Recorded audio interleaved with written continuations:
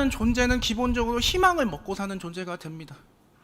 사람에게 희망이 없다라고 하면 그 사람은 몸이 비록 살아있다 할지라도 정신적으로는 이미 죽은 상태입니다. 영적으로 다 죽은 상태이기 때문에 어떤 일을 해도 그 어떤 일을 하는 모든 일에 대해서 자신감도 없고 힘도 없고 어떤 것도 제대로 할 수 있는 힘이 없습니다.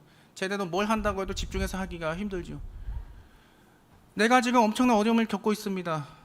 내가 지금 부채를 졌는데 그 부채를 도저히 감당할 자신이 없어 보인다 한다면 그 사람은 희망이라는 게 전혀 없겠죠. 그런데 이 부채 갚을 수 있다. 갚고 이자까지 다 완벽하게 금리가 아무리 높아도 갚고 나서도 자산이 많이 남는다 그러면 그건 희망이 있는 것이죠. 그런데 이 부채 도저히 내가 갚을 수가 없기 때문에 이 파산 신청을 해야 된다. 이렇다면 정말 이 사람은 절망에 빠져 살 수밖에 없습니다.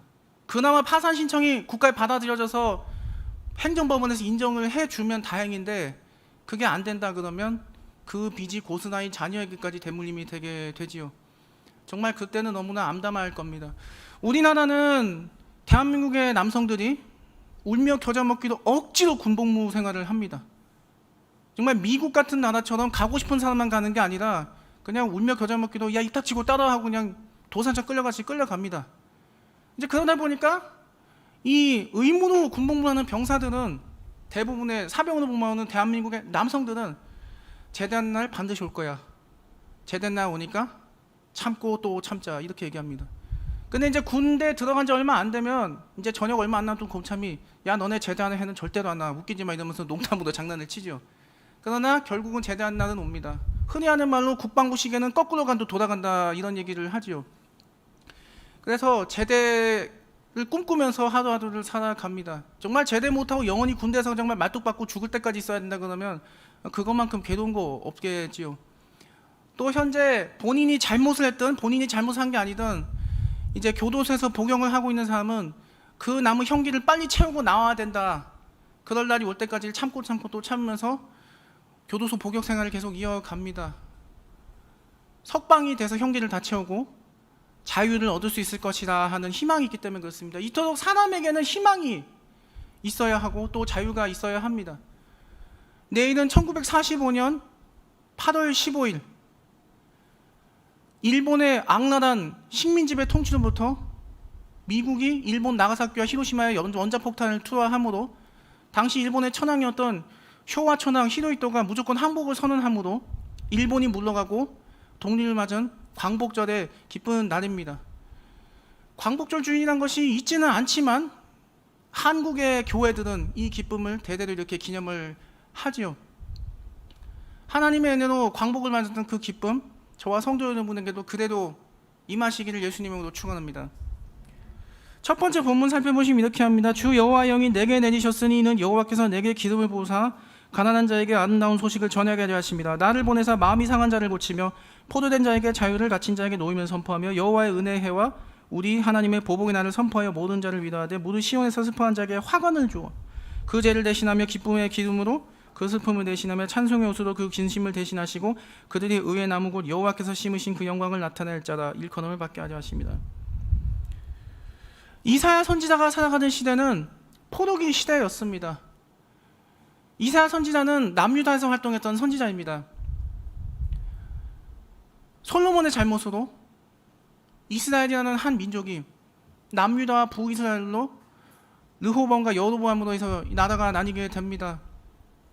그래서 그 각 북이스라엘과 남유다에 하나님께서는 그래도 이 이스라엘 민족을 버리지 아니하시고 각 하나님의 종인 선지자들을 세우셔서 하나님께서 그들에게 하시고자 하신 일을 하셨습니다.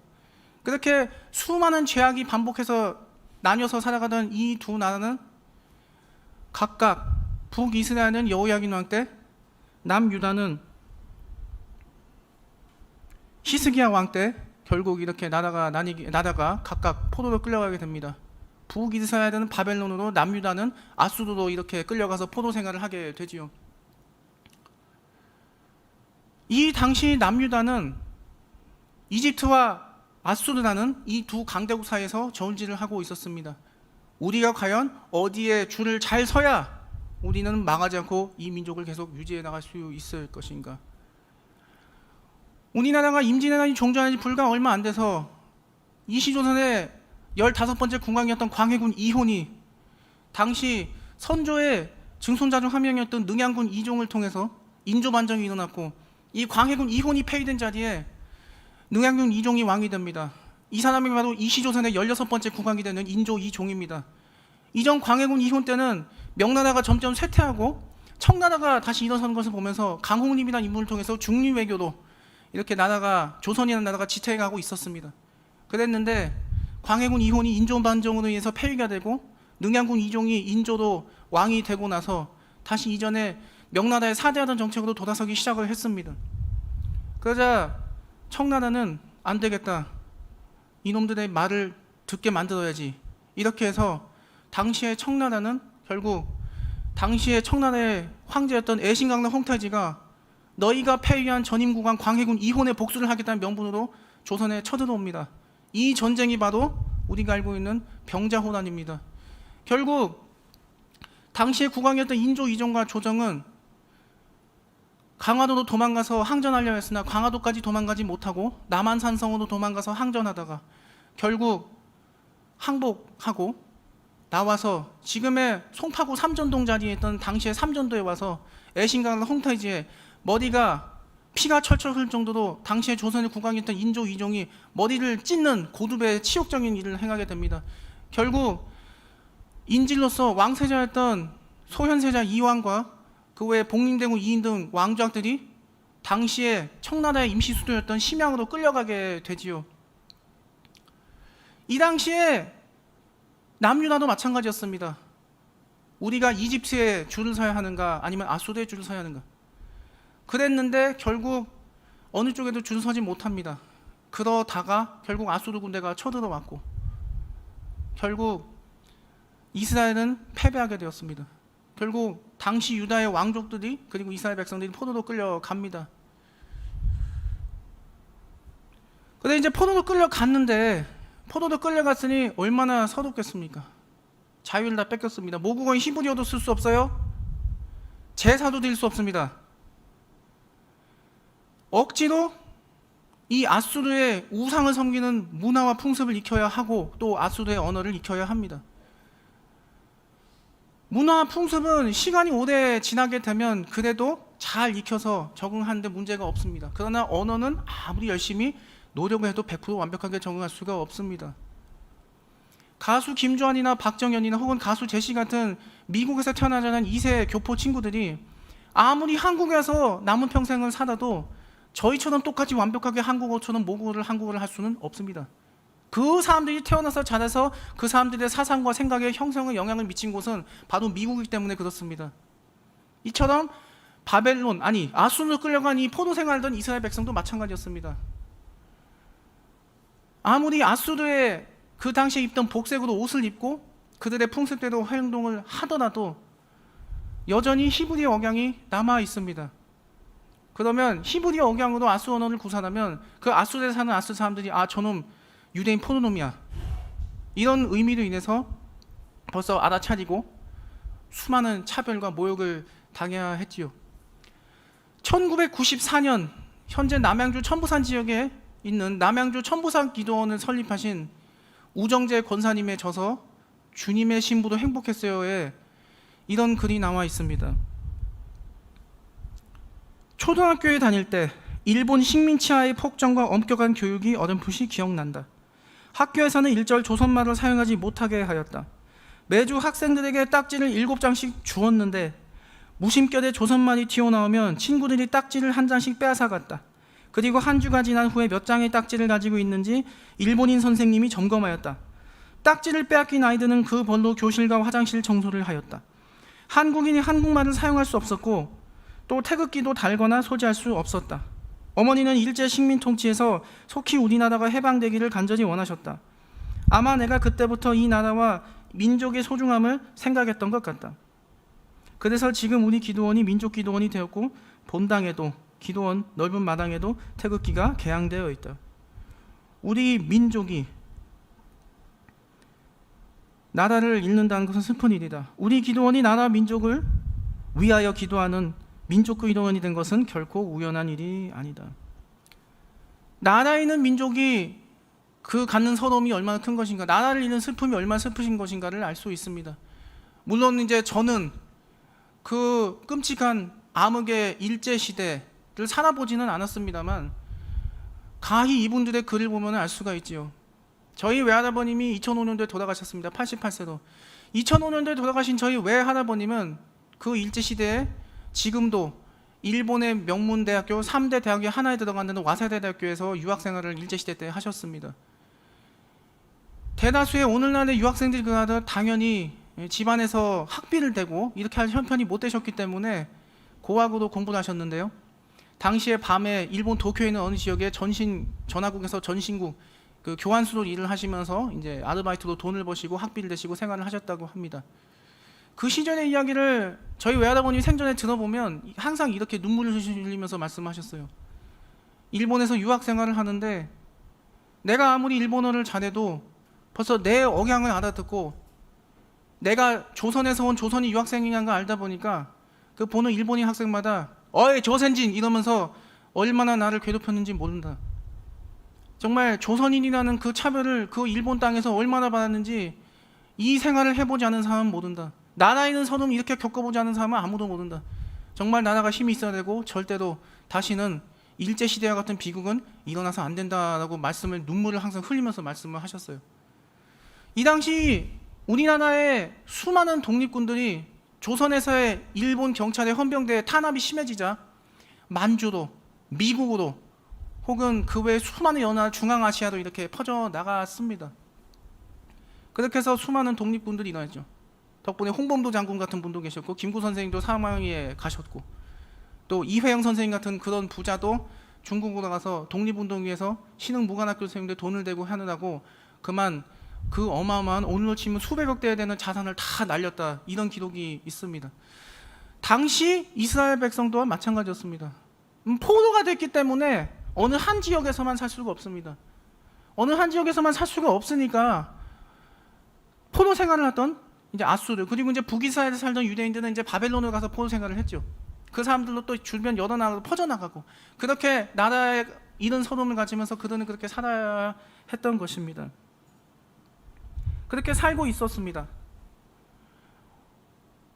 그렇게 살고 있었는데 우리 민족이 그렇게 살고 있다가 또한 한국의 교회들이 덕분에 이 나라의 이 민족의 반드시 광복이라는 독립이라는 희망을 보게 해달라고 그렇게 기도를 했습니다. 당시에 조선에서 활동하던 미국과 캐나다, 북장로교, 호주 이런 선교사님들도 마찬가지였습니다. 영국 선교사님들도. 근데 이분들이 선교 활동하는 것이 일본의 신사참배 정책에 반대가 되니까 당시 일본 경찰이 이들을 쫓아내고 강제 추방하고 이랬던 겁니다. 일본 경찰의 일본 헌병대의 모진 압박과 고문, 일본 경찰이 그들의 목을 수시로 날이 시퍼렇게 쌓여있는 일본도 칼날을 들이대도 그 앞에서 굴하지 않고 순교를 하셨습니다. 덕분에 손양원 목사님 같은 순교자분들도 많이 나오고 하셨죠. 대부분의 목사님들 그리고 한국교회는 이렇게 일본 경찰의 탄압과 박해를 받으면서 이 나라 대한민국의 광복과 독립을 위해서 그렇게 노력하고 기도를 했습니다. 그런데 안타깝게도 일부 한국교회와 지도자들은 이제 못 견디겠다. 그냥 우리 신사참배하고 그러고 나서 예배드리자. 그래서 일부 목사님들은 안타깝지만 신사참배를 먼저 하고 예배를 드린 분도 있었습니다.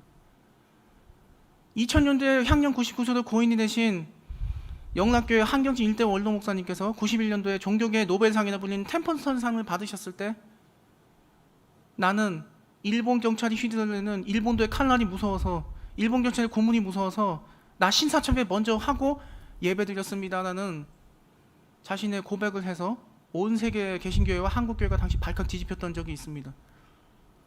정말 참된 성자라 불리면서 사시던 한경진 목사님조차도 너무나 인간적인 두려움으로 그렇게 할 수밖에 없었던 것이지요.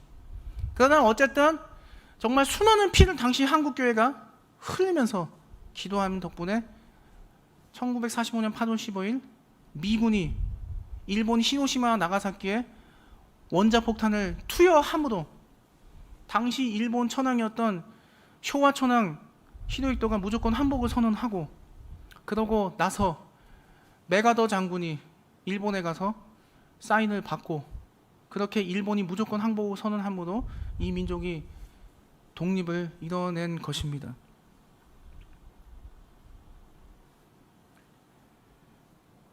이사야 선지자를 통해서 이 시대에 희망을 전했던 하나님께서는 오늘날도 여전히 성령을 통해 우리에게 역사하시고 말씀하십니다. 예수 그리스도라는 희망을 인류에 보내주셨습니다. 그 성령을 통해서 우리 매일매일 삶 속에서 광복을 맞이하게 해주셨지만 우리가 세상에 찌들어 살아가다 보니 우리가 그걸 단지 느끼지 못할 뿐이죠. 사실 우리는 예수님에 대해서 매일같이 광복을 맞이하면서 살아가고 있지만 우리는 그 사실을 느끼지 못합니다. 우리가 그 사실을 느끼지 못하고 있지만 하나님께서는 예수 그리스도를 통해서 갇힌 자에게 자유를 주시고 가난한 자에게 복음을 전파하시고 이렇게 우리에게 영광을 주시기 위해서 오셨다고 하는 것이지요. 시편 60편 12절에 이렇게 말씀합니다. 우리가 하나님을 의지하고 용감하게 행하리니 그는 우리의 대적을 밟으시이심이로다. 누가복음 10장 19절 내가 너희에게 뱀과 전갈을 밟으며 원수의 모든 능력을 제하할 권능을 주었으니 너희를 해칠 자가 결코 없으리라. 성도 여러분, 하루에 얼마나 기도하십니까? 얼마나 성경 말씀 보십니까? 우리 민족이 수많은 독립투사들의 피를 흘려서 독립을 얻은 것도 부정하지 않습니다. 명백한 사실이기 때문입니다. 그런데 무엇보다도 이 민족이 일본으로부터 광복을 맞이한 것은 바로 기도하는 한국교회가 백성이 있기 때문에 그렇습니다. 기도하는 백성 망하지 않습니다. 그 기도하는 백성이 있는 그런 기도하는 백성들이 모인 하나님의 교회가 있는 민족은 절대로 망하지 않습니다. 하나님께서 그 교회와 기도하는 백성을 통하여 붙드시기 때문에 그렇습니다. 우리나라가 그렇게 해서 광복을 맞이할 수 있었습니다. 그렇게 지금으로부터 77년 전 하나님께서 미국을 사용하셔서 일본의 악랄한 통치로부터 독립하게 하신 하나님은 여전히 우리를 사랑하십니다. 여전히 우리를 사랑하신 그 하나님, 그 광복을 보게 하신 하나님, 저와 제 삶에서도 여전히 사랑하시고 광복을 보게 하시길 원하십니다. 매일매일의 삶 가운데서 너무나 삶에 찌들어서 힘들어서 피곤하지만 괴롭지만 그럼에도 우리는 예수님이 계시기 때문에 우리는 매일 삶 속에서 광복을 맞이할 수 있는 것입니다.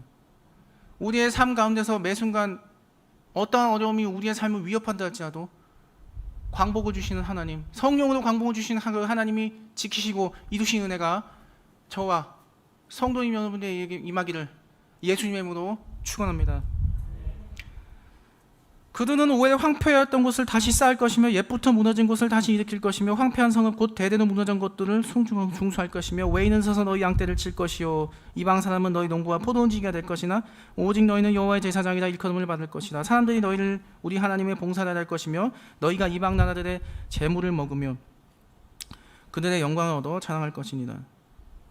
포도 생활을 하던 이 당시의 이스라엘 백성들은 오늘 나오는 남유다에서 포도도 압수로 끌려간 백성들이나 북이스라엘에서 바벨론을 끌려간 유대인들이나 마찬가지로 그 다윗 왕 시절의 대제국 이스라엘이 다시금 회복되기를 그리워하고 또 그리워했습니다.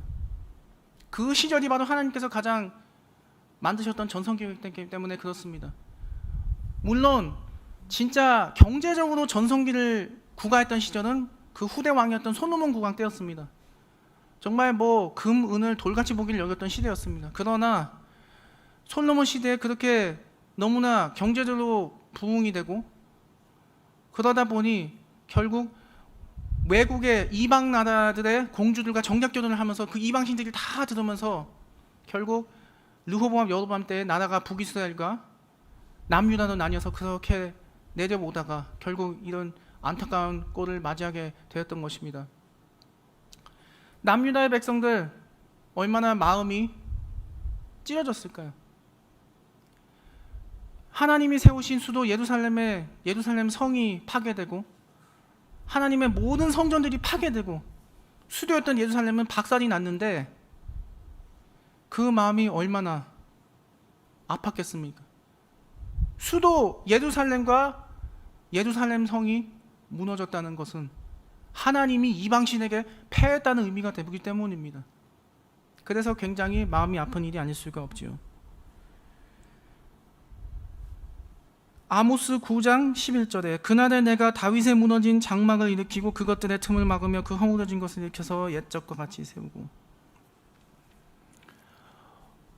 우리나라가 1910년 고종황제 2회 시절에 이토 히로부미에 의해서 강제로 을사늑약이라는 정말 인류 역사상 있을 수 없는 우리 민족에 있어서 가장 치욕적인 치욕을 겪고 국권이 피탈이 되고 수많은 당시의 전주시 왕족들이 일본에 인질로 끌려갔습니다. 그 중에는 2005년 일본 도쿄 아카사카 호텔에서 그만 작고하신 황세손 2구의 아버지가 되는 의민 황태자 이은도 있었고 그 형이었던 이진도 있었습니다. 또 의친왕 이강도 있었습니다. 완화군 이선도 있었어요. 완친왕 이선. 근데 이 표현을 자세히 보시면 친왕이란 표현은 우리나라 전주시 조선 왕족이 쓰던 표현이 아닙니다. 일본의 왕족들이 쓰는 표현입니다. 우리나라 조선의 왕족들을 보시면 대군 혹은 군 이런 표현을 썼습니다. 그래서 뭐 효령대군, 완풍대군, 근령군 이런 표현을 썼는데 일본에 의해서 포로로 끌려가니까 그래도 형식적으로나마 망한 나라지만 조선의 왕족의 대우는 해주겠다는 의미로 그런 표현을 갖게 되었어요. 이렇게 일본의 포로로 끌려갔던 당시 조선의 전주시 왕족들은 강제로 일본 군대 장교로 군복무를 해야 했습니다. 덕분에 왕자 중에 한 명이었던 이유 왕자는 히로시마 나가사키 원폭이 터질 때 하필이면 히로시마 그 현장에 있던 바람에 그 원폭으로 세상을 떠나고 말았습니다. 덕분에 나라가 국권이 피탈이 되자 당시에 일본 정부는 지금의 경복궁에 지금은 없어진 근정문과 홍대문 자리에 있던 자리에 억지로 축을 틀어서 조선 총독부 건물을 짓기 시작합니다. 엄청나게 큰 조선 총독부 건물을 짓게 되었고 이후에도 경복궁 내에 있는 정각들은 엄청난 파괴와 수모를 겪게 되었습니다. 게다가 창경궁도 격화가 되어서 창경원이라는 이름으로 불리게 되었습니다. 요즘은 그런 분이 없습니다만 정말 연세가 많이 드신 분들 보면은 간혹가다 여전히 창경원으로 잘못 말씀하시는 분들이 계십니다. 창경원이 아니라 창경궁이 맞습니다. 창경원은 일본이 격화시켜서 동문으로 강제로 하나시켰기 때문에 만들었기 때문에 창경궁을 부르는 것이 옳지요. 게다가 당시에 일본은 경기 전주에 있던 태조 이성계의 초상화가 있던 경기전을 포함해서 대한민국 전국에 있던 조선 왕조와 관련된 유물들을 무참히 파괴하기 시작합니다. 조선의 왕실이 500년 동안 조선이라는 나라의 구심점과 중심축의 정신적인 지주 역할을 했기 때문에 그렇게 했던 것입니다. 결국 이 조선 총독부 건물은 계속 헐려고 하였지만 나라가 바로 6.25 전쟁을 독립한 지 얼마 안 돼서 겪었고 또 경제적으로 너무 가난했기 때문에 헐어버릴 수가 없었습니다. 결국 중앙청 건물로 사용이 되었고 또 이후에 국회의사당 건물로 사용이 되다가 1973년 여의도에 새로 국회의사당이 지어지기 전까지 사용되었고 이후에 국립중앙박물관으로 사용이 되다가 1995년 김영삼 정부의 때에 의해서 철거가 되었습니다. 그 조선 총독부 건물의 첨탑은 지금 천안에 있는 독립기념관에 아주 허름하게 사람들 눈에도 띄지 않는 야외에 전시가 되어 있습니다. 이 당시 이렇게 무너져진 남유다와 북이스라엘, 그러나 하나님께서는 선지자 이사야를 통해서 다시 내가 세우겠다, 내가 예루살렘을 다시 세우고 너희 이스라엘 민족을 다시 일으키겠다고 약속을 분명히 하셨습니다. 그리고 하나님께서는 예수 그리스도를 통해서 그 약속을 지키셨습니다. 마찬가지로 기도하는 하나님의 백성과 교회 때문에 이 민족을 하나님께서는 다시 일으켜 세워 주셨습니다. 80년대만 해도 보십시오. 일본의 위상이 얼마나 대단했냐면요, 이제 일본이 미국을 추월해서 전 세계 경제 1위 대국이 될 거다는 얘기까지 했습니다. 더군다나 우리나라 같은 경우는 일본의 워낙 세뇌 교육을 받았던 세대가 당시만 해도 너무나 많았기 때문에 일본은 무조건 1등, 우리나라는 낮은 거, 이거밖에 안 돼. 이렇게 살던 시절이 있었습니다. 지금 상황을 한번 자세히 보십시오. 경제 규모는 여전히 일본이 클지 모르지만 지금 상당한 많은 분야에서 우리는 일본을 앞질렀습니다. 도리어 일본이 우리나라를 배워야 될 판국이고 어떤 면에서는 미국이 우리나라를 배워야 되는 분야들이 상당히 많아졌습니다. 하나님의 백성이 기도하고 섬기는 민족과 교회는 절대 무너지지 않습니다. 하나님께서 그렇게 다시 세우신 것을 우리가 이렇게 보고 있지요. 오늘날 보십시오. 불과 한 30년 전만 해도 한국 가수가 이렇게 전 세계에서 큰 인기를 끌 줄 누가 알았습니까? BTS라는 그룹을 통해서 미국 전역과 전 세계가 들썩였습니다. 한국의 한류 열풍이 K-팝을 시작으로 해서 영화도 그렇고 모든 전반적인 분야에서 이렇게 전 세계로 뻗어나가고 있지요. 비록 37년이라는 정말 씻을 수 없는, 다시는 기억하기 싫은 치욕적인 세월을 분명히 겪었지만 하나님께서는 하나님을 섬기는 백성 있는 민족을 다시 일으켜 세워 주셨습니다. 하나님을 사랑하고 하나님께 기도하고 하나님만 섬기는 민족이 있는 교회가 있는 그 민족은 하나님이 절대로 무너지게 하지 않으십니다. 이럴지 모르겠어요. 아닌 것 같은데? 내가 분명히 신앙생활 열심히 하는데 오히려 반대로 오히려 예수 안 믿는 내 불신자 직장 동료나 친구가 오히려 나보다 더 잘 나갔던 것 같은데 그럼 성경이 거짓말한 거 아닌가, 혹시 이렇게 생각하신 분이 계실지 모르겠어요. 그러나 그렇지 않다라고 하는 것입니다. 인간적인 우리 민족의 저력도 분명히 한 몫을 했습니다.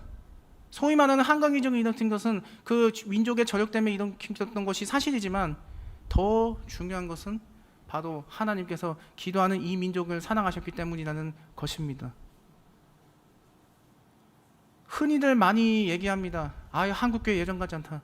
한국교회 무슨 희망이 있냐? 아니요. 여전히 이 사회의 희망은 한국교회입니다. 이 민족이 광복을 맞이한 것도 한국교회 때문입니다. 이 민족의 경제가 이렇게 하나님의 은혜로 살아가는 것도 바로 한국교회에 기도하는 성도들이 있었기 때문에 그렇습니다. 하나님이 이 민족을 너무나 사랑하셨기 때문에 오늘 이러한 복을 얻을 수가 있었다는 것을 잊지 마시기 바랍니다. 하나님의 그 은혜는 여전히 저와 성도 여러분을 감싸고 있습니다. 하나님의 그 만극하신 은혜가 매일의 삶 속에서 우리의 마음에 희망이 나는 그리스도를 통한 성령의 광복을 주신 그 은혜가 저와 성도 여러분에게 그대로 매일같이 임하기를 예수님의 이름으로 축원합니다. 오늘 말씀은 예수님을 예면하면서 하나님 안에서 희망을 품 것을 말하고 있습니다. 요한복음 16장 33절 이렇게 말씀하고 있습니다. 이것을 너희에게 이르는 것은 너희로 내 안에서 평안을 누리게 하려 함이라. 세상에서는 너희가 환난을 당하나 담대하라. 내가 세상을 이겼노라. 고린도후서 8장 9절에 이렇게 말씀합니다. 우리 주 예수 그리스도의 은혜를 너희가 알거니와 부요하신 이로써 너희를 위하여 가난하게 되심은 그의 가난함으로 말미암아 너희를 부요하게 하려 하십니다. 그리스도께서 바로 우리가 짊어진 그 저주를 대신 걸머지시기 위해서 오셨습니다. 바로 우리의 삶을 풍성하게 하기 위해서 오셨습니다. 하나님의 아들이신 예수님, 그분이 스스로 자청하셔서 가난해지셨습니다. 바로 우리를 살리시기 위해서입니다. 내일은 77주년 광복절입니다. 하나님의 은혜로 이 나라가 광복을 맞이했듯이 우리 모든 성도님들의 삶도 예수 그리스도를 통해서 영적으로 광복을 맞이했습니다. 모든 저주가 그리스도의 이름으로 사라지고 우리는 영적으로 광복을 맞이했습니다. 이 민족을 사랑하신 하나님, 그리고 우리 백성들을 사랑하신 하나님, 여전히 그리스도를 통해서 저와 성도 여러분들을 사랑하십니다. 이 광복의 기쁨 그냥 일반 공휴일처럼 넘기지 마시고 주님이 이 민족을 사랑하시고 저와 성도 여러분들을 사랑하셔서 주셨다는 사실, 그리고 삶의 한가운데서 늘 우리에게 주님께서 예수 그리스도를 통하여 성령을 통해서 광복을 주시는 그 사실을 잊지 마시고 저와 성도 여러분들 모든 분들이 항상 주님이 주시는 성령의 기쁨의 광복을 체험하면서 살아가시는 삶이 되시기를 주 예수님의 이름으로 축원드립니다.